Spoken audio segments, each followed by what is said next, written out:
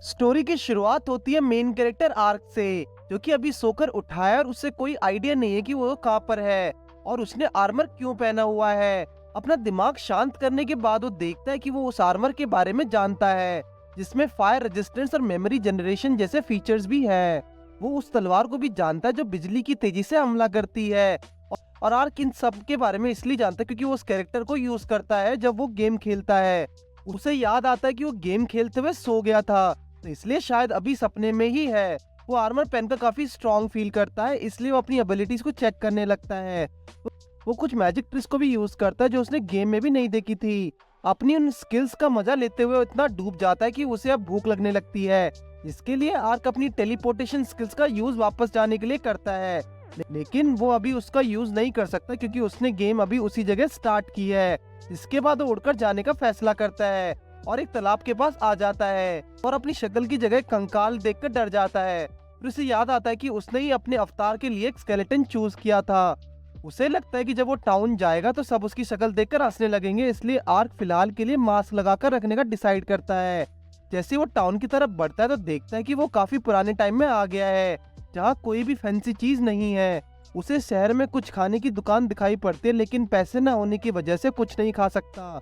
आगे चलकर वो कुछ लोगों को बहस करते हुए सुनता है और जब एक एल्फ वुमन को देखता है तो उसे वो काफी पसंद आ जाती है।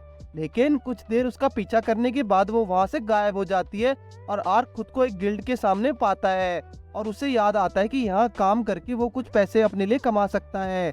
लेकिन उसके लिए उसे मिशनरी लाइसेंस की जरूरत पड़ेगी, जहाँ एक क्लर्क उसे बताता है कि लाइसेंस लेने के लिए आर्क को 3 बीस्ट, 3 मॉन्स्टर या 3 गुंडों को हराना पड़ेगा, और वो भी साबुत के साथ। आर्क अपने काम के लिए वहां से निकल जाता है। इसके बाद वो क्लर्क उसके बारे में कहानी बनाने लगता है कि शायद उसे ये काम अपने बीमार बच्चों के लिए करना पड़ रहा है। आर्क अपना टास्क आसानी से पूरा कर लेता है, लेकिन रास्ते में उसे कुछ गुंडे मिलते हैं जिन्होंने तो 2 लड़कियों को पकड़ रखा होता है। पहले तो आर्क को अपनी एबिलिटीज पर शक होता है, लेकिन फिर वो अपना कॉन्फिडेंस जगाकर अपनी तलवार से उन सबको मजा चका देता है और उन दोनों लड़कियों को बचा लेता है। उनमें से एक लड़की अपना नाम लॉरेन और अपनी सर्वेंट का नाम रीटा बताती है। लॉरेन पूछती कि क्या तुम एक सिपाही हो, जिस पर आर्क उन्हें कहता है कि वो शापित है और अपना इलाज ढूंढ रहा है। आर्क उन गुंडों की बॉडी को जला देता है, लेकिन उसे ऐसा करते हुए थोड़ा गिल्ट होता है क्योंकि उसने ऐसा पहले किसी को मारा नहीं था। तो जब वो दोनों लड़कियां तैयार हो रही होती हैं, आर्क मौके का फायदा उठाकर उन लुटेरे को भी लूट लेता है। इसके बाद वो दोनों उसका शुक्रिया करती हैं, लेकिन आर्क के दिमाग में तो अभी सिर्फ खाना चल रहा है, तो वो उन दोनों को जल्दी से उनके ठिकाने पर छोड़ देता है। आर्क जब वापस गिल्ड में आ जाता है तो वो क्लर्क उसे कुछ स्टोन दिखाता है और आगे से याद करके ऐसे स्टोन्स मॉन्स्टर से कलेक्ट करने के लिए कहता है और उसका लाइसेंस भी दे देता है। आर्क शाम को मजे से खाना खाता है और अपने अगले मिशन के लिए भी काफी एक्साइटेड होता है। अगले दिन उसे हर्ब्स कलेक्ट करने में हेल्प करने का काम दिया जाता है, जो कि उसे एक छोटी सी लड़की ने दिया है जिसका नाम मार्का है। मार्का पहले तो उसे बड़े आर्मर के साथ देखकर डर जाती है।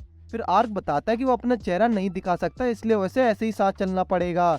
लेकिन मार्का को अब भी उस पर यकीन नहीं होता, जिसके लिए आर्क झूठ बोलता है कि उसे भी हर्ब्स कलेक्ट करने का शौक है। आर्क मार्का से भी कुछ सवाल पूछना चाहता था, लेकिन मार्का उसे जल्दी करने के लिए कहकर जंगल में ले जाती है और रास्ते में बताते कि वो अपनी मदर से बचते हुए यहाँ पर आई है, क्योंकि उसके फादर 2 साल पहले गुजर गए थे, तो इसलिए वो ये काम करके अपनी मदर की हेल्प करती है। आर्क उस जिम्मेदार लड़की को देखकर शॉक हो जाता है क्योंकि वो खुद पूरे दिन टेंशन फ्री होकर गेम्स खेलता रहता है और मार्का अपना काम शुरू करती है। लेकिन आर्क को झाड़ियों में कुछ हलचल महसूस होती है, तो वो देखता तो वहाँ एक हरे रंग का अजीब जानवर होता है जो घायल है। आर्क पहली बार अपनी हीलिंग स्पेल यूज करके उसे अब अच्छी तरीके से ठीक कर देता है। मार्का कहती है कि अब ये क्यूट जानवर तुम्हारे साथ ही रहेगा, तो हम इसे एक नाम दे देते हैं। वो पहले तो फ्राइड टोफू और टेम्पुरा नाम लेते हैं, लेकिन आर्क फाइनली उसका नाम पोंता रखता है। गांव लौटकर एक शिकारी बताता है कि उसने आसपास के एरिया में एक खतरनाक जानवर देखा है।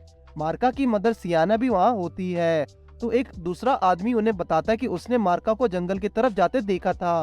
वैसे तो जंगल खतरों से खाली नहीं है, लेकिन उसने मार्का के साथ एक आर्क को भी देखा था जो टाइम आने पर उसकी हेल्प करेगा। मार्का और आर्क अब कोबुमी ट्री के पास पहुंच जाते हैं और जैसे ही मार्का उसकी ओर बढ़ती है, एक विशालकाय मॉन्स्टर उस पर अटैक कर देता है।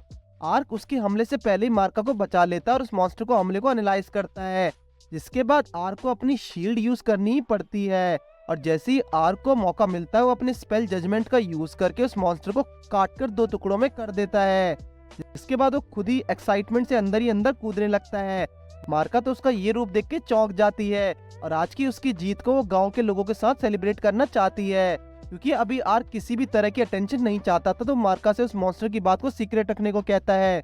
उस मॉन्स्टर के ऊपर उसे एक रिंग भी दिखती है, लेकिन इससे पहले वो देख पाता वो रिंग गायब हो जाती है। कुछ देर बाद वो दोनों वापस लौटते और साथ में एक दूसरे जानवर को भी लाते हैं। सियाना अपनी बच्ची को देखकर उसे गले लगा लेती है और आर्क उसे मार्का को डांटने से मना करता है और उसे एक समझदार और अच्छी बच्ची बताता है, जिस पर सियोना उसे दोबारा हक करती है और आर्क को थैंक्स करती है। जब शिकारी उनसे बड़े मॉन्स्टर के बारे में पूछते तो दोनों मना कर देते हैं। शाम होने से पहले आर्क अपने नए पेट के साथ वहां से निकल जाता है।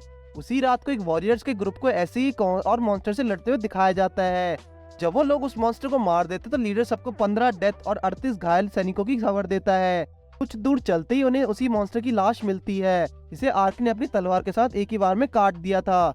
और जिस तरीके से आर्क ने उसे मारा था, उन लोगों को लगता था कि ये काम तो भगवान का है और या फिर किसी शक्तिशाली शैतान का हो सकता है। वहीं आर्क और पोंता डिनर एंजॉय कर रहे होते हैं।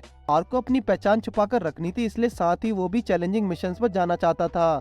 और कुछ दिन बाद हम कुछ बदमाशों को आर्क से बचकर भागते हुए देखते हैं, जिन्हें आर्क खत्म करके उनका खजाना लूट लेता है और अब वो अपने काम से काफी खुश है। आर्क वहाँ खजाने के साथ कुछ पिंजरों को भी देखता है। इसके बाद हमें पता लगता है कि लॉरेन को मारने का ऑर्डर लॉर्ड डिएंटो ने दिया था। जब उसे एक मशीनरी के बारे में पता चलता है कि जिसकी वजह से प्लान फेल हुआ था, तो काफी गुस्सा हो जाता है। और ये भी बताया गया कि वो सब मॉन्स्टर भी लॉरेंस फैमिली के ही छोड़े हुए थे। लॉर्ड डिएंटो डरकेस नाम के राजकुमार के बहुत खास था और लॉरेंस फैमिली के पास वेस्टर्न एम्पायर के राजकुमार सेक्ट का भी पूरा सपोर्ट था। अब डिएंटो अपनी पावर्स का यूज करके नया किंगडम बनाने की तैयारी में था, जिसके लिए वो वॉर के लिए भी पूरी तरह तैयार था। डिएंटो के लिए उसकी इलीगल ऑपरेशंस काफी इंपॉर्टेंट थे। वहीं दूसरी ओर आर्क पर एक लेडी इतनी तेजी से हमला करती कि आर्क समझ ही नहीं पाता कि यह बदमाशों के साथ है या नहीं।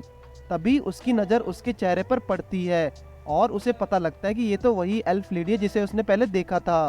वो कहते हैं कि मेरे बच्चों को आजाद कर दो, जिसे आर्क समझ नहीं पाता। आर्क उसे समझाने की कोशिश करता है कि वो किसी बच्चे को नहीं जानता, लेकिन उसकी बात ना सुनते हुए एल्फ उस पर हमला करने वाली ही होती है कि पोंता को देखकर रुक जाती है, क्योंकि पोंता एक प्यारा क्रिएचर है और उस तरह के जानवर जल्दी से किसी पर विश्वास नहीं करते। तो एल्फ शॉक हो जाती है, जिस पर आर्क कहता है कि जब से उसने उसकी जान बचाई तो वो दोनों साथ ही हैं।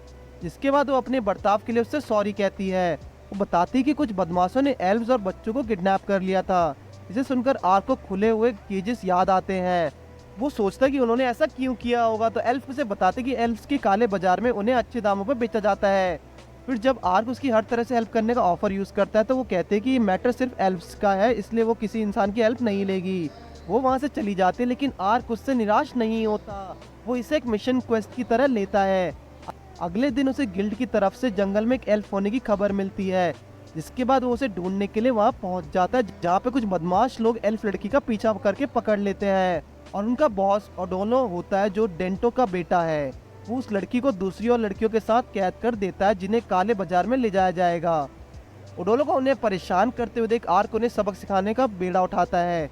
उनमें से एक बदमाश उसे पकड़ने के लिए आगे बढ़ता है, लेकिन वो उसका हाथ उसके शरीर से अलग कर देती है। वो एल्फ उन बदमाशों पर काफी भारी पड़ती है, लेकिन ओडोलो उसे रोकने के लिए छोटी बच्चियों को नुकसान पहुंचाने लगता है।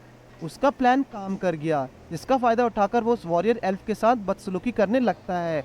जैसे ही वो अपने बचने की उम्मीद छोड़ने वाली होती है, तो आर्क वहाँ उनकी हेल्प करने के लिए ओडोलो के पीछे से आ जाता है, ये पता होते हुए भी कि उसने एल्फ के मैटर में नहीं पढ़ने का प्रॉमिस किया है।